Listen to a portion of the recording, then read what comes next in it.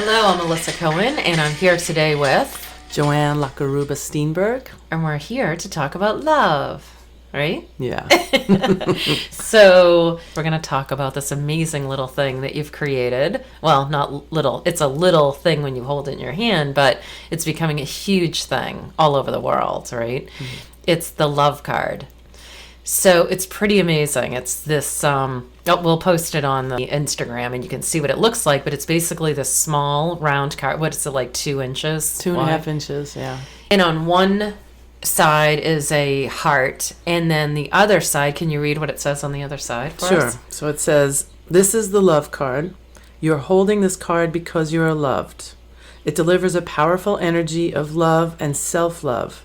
Hold it tight, take 3 deep breaths, and feel the love. When given away, you give the gift of love to another." And it also says, "Please post a picture." And then it has the Instagram and website and Facebook. So Joanne and I are really good friends. And whenever we go somewhere, she hands out this love card. And she's been doing this for years. And a lot of times she tells me she's doing it, and I'll just look behind if we, go into a store, and I'll see them scattered around the desk and all over.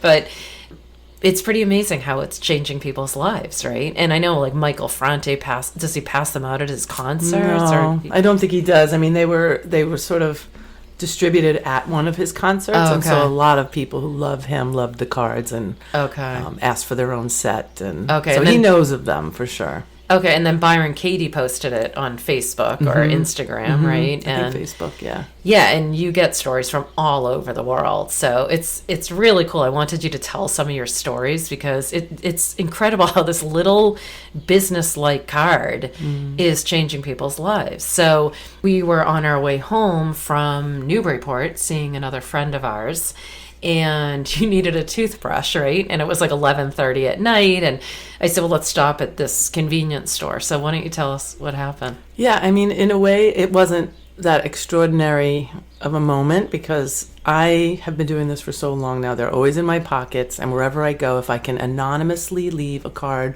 behind after having interaction with someone, or just, I'm not leaving them in empty spaces all over the place, but, with the intention of connecting with a person, I do. So it was just another moment. I walked into the convenience store, and there was a young man behind the counter, and I asked him if they had toothbrushes, and he said, "No, I'm sorry." And as I walked out the door, I just plopped a love card on the counter and walked out.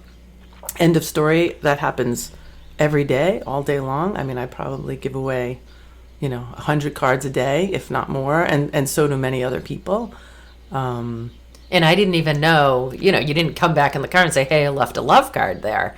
I had no idea that you gave him a love card. Yeah, so I kind of don't announce them that at all anymore. Right, but then this morning, we ended up seeing this on Facebook. Yeah, so I'll just read it to you. This is really what keeps this movement going. I mean, it's just so incredibly rewarding to hear something like this. So, tonight, my son was at work at Cumberland Farms in Ipswich, Massachusetts. A kind woman handed him this card and left without a word. He then texted me this picture. "Whomever you were, I want to thank you from the bottom of my heart. Sometimes in life, we need to see and hear that we are loved. We have no idea how this kind gesture made him feel. You have no idea how this kind gesture made him feel. He is 20 and shy and sometimes doesn't feel loved. Thank you to this person for showing him who he is. You have no idea how much this means to me as his mom. God bless you and thank you, Anna." It's pretty wild. Yeah, it's emotional again. I know, it's wild. But you hear stories like this all the time. Yeah. And I saw that this morning, and I was like, oh my God, this was my friend who at 11:30 at night went into a store for a toothbrush. Never said anything to me like, "Hey, there was this kid behind the counter that looked like he needed love." Nothing. And I woke up to see this on Facebook. I mean, it's really pretty amazing. You are the love guru. That's what I always think of when I think of you. Oh, thank you. I mean, the thing that's really cool about this is that it's not just me. Yeah. I came up with the idea 4 years ago, but there's thousands of people doing this now around the world. Like that really blows my mind, to be honest. Yeah. Well, I remember a friend of ours asked you for a bunch of them, and she was giving them out, and then she took a flight somewhere with her husband, and she gave one to the stewardess, and the stewardess ended up getting on your website and getting a bunch of the cards because I don't even remember. Yeah. Remember, she makes gift baskets for kids. No, this is a really cool story. Her name is Sandy. I know, I'm watching it. And she has an organization, I think she calls it Sandy Doodles. I'll make 100% sure, but she was definitely one of the first, stories to come looping back around. And she makes these really cool, beautiful, funky sneakers. They're right. high top sneakers with all these unique designs. And every pair of sneakers that she sells, she donates the funds to a couple of villages in Africa. Okay. And so now, if you go on her Etsy account and you buy her sneakers, a love card is in the box with the sneakers. That's awesome. And that was just because somebody gave it to her because she's also a flight attendant. Yeah, that's amazing. All right, can we hear more stories? Yeah, I mean, the cool thing is that, it is a pay it forward. So in my perfect world, people get it and say, wow, this is beautiful, and then pass it on to somebody else. Mm-hmm. I mean, there's so many stories that it's so hard to capture. I mean, there's one that I have a little story on my website of, it's not a story, it's just a comment, but there's a woman who wrote, I went out to my car today, and on my car was a love card. And she said, I got inside and I read the back of it and cried uncontrollably for about 20 minutes. And she said, whoever did that, they do not know I had the hardest day as a nurse. Oh my God. Yeah. So the thing is you just don't know. I think all of us are walking around with, good energy, sad energy, but a lot of things going on in our minds, a lot of negative self-dialogue. And I think we all need it. Like one of the things I sort of caution us, because there's a lot of people giving them away now, is that not just to the person who looks down and out, but to everybody. Right. Sometimes the ones who put the biggest smiles on their faces are the ones that are needing it the most. So. Well, actually, that reminds me of a story that you told me that, wasn't there a story about a woman who looked really well put together and really looked like she had a lot of money and looked like she was in wasn't there a story about that? Yeah. I mean, in a way, that was sort of a transformational story for me. Again, I came up with the idea, so I'm the Miss Love Card lady, and I have to say, I've been humbled and I've learned so much. Oh, that's from right. This yeah, but it's a cool story. Will you tell that? over the years? Yeah. So I was in a nail place getting my nails done, and there were other women there, and there was one particular woman there who was dressed beautifully. Felt to me, very well-to-do, and lots of jewelry and makeup, and she wasn't being particularly nice to the person that was taking care of her. I mean, she wasn't horribly mean, but there was a coldness there. And I was all ready to go, and I got up and I put my coat on, and I was judging her. And I was thinking, oh God, I can't believe, I can't wait to get out of here. I can't wait to, I was judging her. I was thinking, I summed it up by the way she looked, that maybe she was a certain type of person in a certain type of way. And I put my hands in my pockets before I walked out the door. And I stopped and I thought, there you go. You're making this assumption that she's being crabby to the person who's taking care of her because she's entitled or she's something. I definitely had her summed up in my mind. So when my hands hit the wad of love cards in my pocket, I stopped, I turned around, and I gave her a card. And she took it from me, and she started to cry. And then she said, oh my gosh, can I please have a couple more of these? I want to give them to my grandchildren. And out the door I walked, and I wound up crying when I got back in the car, because I thought, wow, even when you're trying to stay in this place of love as much as possible, we still judge. We still slip and judge, and that's really what it's now all about. Yeah. Wow, that's amazing. You and I are sitting here with tears in our eyes. It's hard to talk about all this. It is. So, I know there's a couple more stories. So, the one that I think there's so many, but the one that I personally experienced, that one of the interesting, difficult things about this project is that there's 150,000 of them now, And I hear from people, but I know there are a lot more stories out there that we don't get to hear. And I think the more we can sort of jump on the bandwagon and share, the more inspiring it becomes. And I think more people will do it. But I had an experience a couple of years ago where my baby daughter was going off to college for the first time. And she was going all the way to Denmark. And my husband and I live in rural Maine.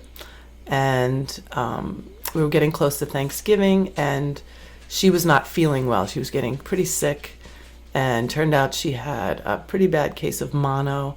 And she was calling us on Skype, and her head would be on the pillow, and she'd be like, "Hi, Bobby, I really can't breathe." And it got to the point where, you know, she went to the ER, she went to the doctor, and that particular night, I'm not somebody who has a whole lot of fears about health issues in general, but that night I had a dream that my husband was carrying her, and she was not well. She was kind of limp in his arms. And I told him that the next morning, and we said, okay, we're not going to Thanksgiving in New York, which we always do. We're going to go see her in Denmark. And so he gets on the computer and gets on cheapesttickets.com, and we're due to fly out of JFK the next day. So we get in the car, we zoom down to New York. We get there like 12 o'clock midnight. Wake up the next morning to go catch our flight, and we get over to JFK, and we're online at the Delta counter, and we give her our names and our passports, and she said, "Well, I see your names in the system, but you don't have confirmed seats on the flight. I'm sorry, you're not on the flight, and the flight is full." And I thought, oh my God. And my husband started to kind of hyperventilate, and I can be sort of more of the Zen person in situations like that. So I was like, "Okay, honey, you sit down." And the woman said, "You go over there on that line. It's called the rebooking line. And you wait online, and they'll try and rebook you to get on another flight." I said, "Okay." So I get on the rebooking line. And there's two people in front of me. And there's a man in front of me who is of Indian descent. I could tell by his accent. And he's completely losing it.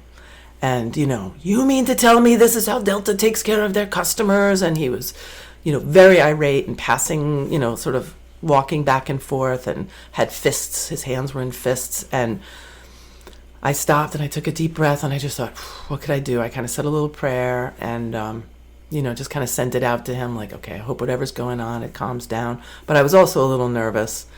And then the man behind the counter, who was actually an older man who was also of Indian descent, said, "Sir, if you keep doing this, you're going to slow down the whole process. You must get control." And he said, "Here," and he handed him a card with a red 800 number on it. And he said, "Give this number a call while you're waiting online, and somebody there at Delta can help you and get the ball rolling." And when he gave the man this card, this man then got even more angry. He said, "You mean to tell me this is how you solve the problem? I don't have a phone that even works in this country, and you're giving me an 800 number." And, he's cursing, and he's getting really upset. He was really angry. And I took a deep breath, said another little prayer, and I kind of tapped him on the back of the shoulder. And he turned around, kind of whipped his head around, and I handed him my cell phone. And I said, "You can use my cell phone if you want." And he was like, "No, that's okay." And he kind of turned back around. And I'm standing behind him, and I'm still like, deep breaths, and just trying to think, it's not my position to solve, but I was worried that he was getting so angry. And so I tapped him on the shoulder again, and he whipped his head around, and I handed him a love card. And he took it out of my hand, and he turned his head back around. And I was literally like a foot behind him. And I watched his shoulders that were crunched up towards his ears just melt away from his ears. And I truly was honestly still in the moment thinking, like, he's either going to turn around and say, "Who are you?" Right. I didn't know what kind of reaction I was going to get. And he turns around. I can't tell this story without getting emotional, but he turns around with these giant, gorgeous, beautiful brown eyes. And he said, "I am so sorry you got stuck behind the asshole me." Wow. Yeah. And I just said, "Oh, no, you didn't. Don't worry about it." I said, "I'm sure this is really frustrating for you, and, don't worry about it." And he was like, No, you don't know." He said, "Before you came online behind me, there were two people up there helping, and one of them was a woman, and I let her have it so much that she walked away." And he said, "And she's probably on her way home to her family, and is going to take my anger home with her." Yeah, it was really amazing, actually. Wow. And so I said, we started a conversation, and I said, "Don't worry about it. Things get us upset." And And we started talking about India and where he was from, and I have always wanted to go to India, so we kind of had this conversation. And then there was this moment where I could feel like both of our peripheral visions kind of like opened up, and he kind of looked around, and I looked around, and he said, "Wait a minute, why are you on this line?" So I told him my story, and he was like, "Wow." And then I said, "And look behind me. Now there's like 12 people online." And I said, "Everyone has a pretty sad or challenging story who's on a rebooking line, you know, if you missed your flight and you thought you were getting on it." And in his situation, it was sort of like the deal of his career. He was coming out to fly to, I think, Chicago, and to do a presentation, and so much depended on the success of this. So I really felt for him. He was a young guy. And anyway, long story short, because I could tell you more details about our conversation, but we get the attendant who's now ready to take him. And he said, "Sir, I'm ready for you." And he goes to walk up, and he stops, and he goes, "No, I insist this woman go before me." Oh my God, I'm going to cry. And I was like, no, you go. He said, no, I insist. So I went before him, and I started talking. And then I said, "Okay, you know what? Now you have to come up here." And I said to the two men, I said, "Can you just shake hands?" And the two of them shook hands. They both teared up. And the older man said, "The crazy thing is that we're cursing at each other in our second languages. We should have been having our argument in our native tongue." And they laughed, and I never saw him again. And before I walked away, I gave everybody else on the line a love card. Was everyone crying? No, I mean, because it was really just between us. Right. Like, I mean, maybe they realized that he was calmed down. Yeah. But it was a very intimate conversation. It wasn't like this loud conversation. But Yeah. it's just another one of those moments. Like, I think even when you're super angry, it's because there's that disconnect of Right. love and Because loving you're who hurting. you are, and you're Yeah. hurting. Yeah. Wow, that really is amazing. I mean, you're changing people's lives through just basically, I call you the love guru. It's just spreading the love. But sometimes it just takes that little, 2-second reminder that you are loved. Yeah. And it's so impactful. We forget how incredible, what an impact that can have. Yeah, we forget. I mean, Yeah. I don't want to, it's not me. I mean, of course the idea is mine, which I'm so happy that it just came to me, and it is making a difference. I really know that it is. But there are a lot of brave people that are receiving the card and passing it on. Right. And I say brave, sometimes you leave it for the server in a restaurant, and I love doing the anonymous thing. But sometimes to actually extend love to another is really hard. And to hand it to them hand directly. it. And then what if it's refused? And it's Right. definitely like, I don't want to feel like we're soliciting anything, but there Right. are certain cities in this country where people are trying to hand stuff out all the time, and people are like, no. So it takes brave people to actually hand it out. Right. And, I have 2 adult children and my husband, and it's become a joke. Now it's like more embraced, but in the beginning, if we were walking around, my husband's Danish, so we're in Denmark often, and I'll start digging my hands in my pockets, and my 2 kids are like, "Oh, here she goes." And they run, because it's a vulnerable thing to do. So it's not for everybody. Right. But I don't like to admit this, but I've rolled my eyes at you a couple of times. I mean, I love you to pieces, and I love what you're doing, and I know you're so humble that, it is you, because it's you're the one who created this, and it's your energy that's helping this spread. But I know you're super humble about it. But there are times that, if you and I if you come down to visit and we're out for the day and we're running to the health food store, and then we're running into stores and we're doing a bunch of stuff, and I see you like, "Hold on a second, I have to put the," and I've caught myself like, "Oh God, really? You're going to leave one for every single person?" I have felt that, by the way.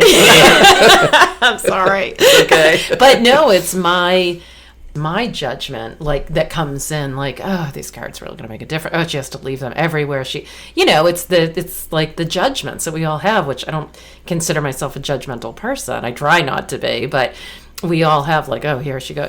She's got to leave this card for this one person. I mean, come on, let's go. Is this really going to make a difference?" Yeah. And then you tell me stories like this that you see firsthand, or, people are writing you or posting it, and it's like, okay.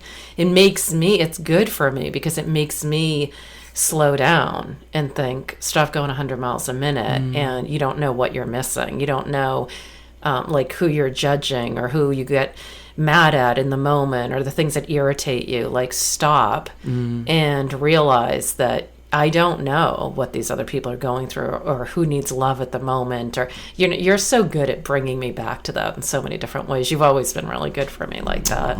I'm so glad to hear that. Yeah, I mean, it just, if you think about just how we go through a day, going to the grocery store, going to the gas station, whatever it is, like, we actually have a lot of interactions with people that, many of us have blinders on. I mean, I feel like if nothing else, that's what this project has done for me. They're in my pockets all the time, and my peripheral vision is way out. And I see the person stacking the shelves. I see the irritated person online. I see and you're more aware of it. I also have to, you have to be careful. You can't be like dancing around the grocery store, like, everybody take a love card. Like, you also want to be grounded too. So there's like a fine line. But the grocery store is kind of a fun place. There's been a lot of really cool interactions.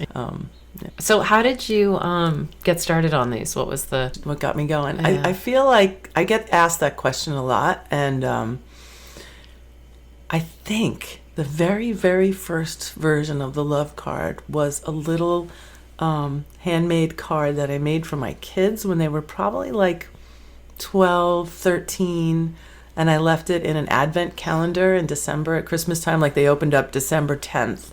And honestly, it was probably because I didn't get to the store and buy candy, and I was like, I got to put something in there. And I made 2 little love cards, and it was the idea, like, can you just keep it with you guys, and just know your mama always loves you, and like, touch it and hold it if you need a little love. And I think that really truly is the first one that was ever made. And then I've sort of had this idea for a long time. I'd say maybe like a decade. At one point, I was thinking maybe I could make the Love Card rock, or the Love Card, and I would draw it and doodle it. And one morning I woke up, honestly, I'm 57 and I'm healthy and I'm sure I'll be here for a while, but I did have this sort of like bucket list moment where I woke up and I was like, okay, I don't want to leave the planet without this idea becoming something that other people can hold in their hand. Oh, that's really cool. Yeah. I remember coming up to Maine, and you had just, I think it was the first printing, right? Yeah. Did you even have, I think you just printed a bunch of them. Yep. And, you really had the idea more solidified, and you had, I think you've refined it, since then, but you handed me one of the cards, and it was pretty profound. Yeah. I think watching your emotion around it, because you're such a light giver and you have so many ways of reaching people, that it moved you the way it moved you was another aha moment for me. Yeah, it definitely did. I knew when I looked at it that this was going to impact the world in some way. So very cool. A little piece of the world, at least. Yeah. Well, I don't know how little. It's really spreading all over. It's a pretty big movement. So it's exciting. I mean, the cool thing is I have 50,000 cards in my trunk right now. So it's the first time I've had that many printed at one time. Wow. And so, yeah. Wow, that's awesome. The demand is growing pretty quickly. So. Well, and they can go, right, to let people know how they can go to your site. Yeah, so there's a website, which is in the works. Actually, it's in the process of being revised a bit, but it's www.thelovecard.org, and the intention is that the cards are free. I don't want love to be something. If anybody wants them, you can get them for free, and then there is an opportunity to support the project by clicking on a couple of PayPal buttons. But and they can donate, right? But which is great. If you can do that, then it helps keep this project going, because you do this out of your own pocket. Yeah. So. Yeah. Wow, amazing. I love you, honey. I love you too. Thank you. Okay, so don't forget to check out Alyssa Cohen Raw on Instagram and The.Love.Card for the Love Card. And we will see you next week. Thank you so much, Joanne, for being here. Thank you so much. Stay elevated, everyone.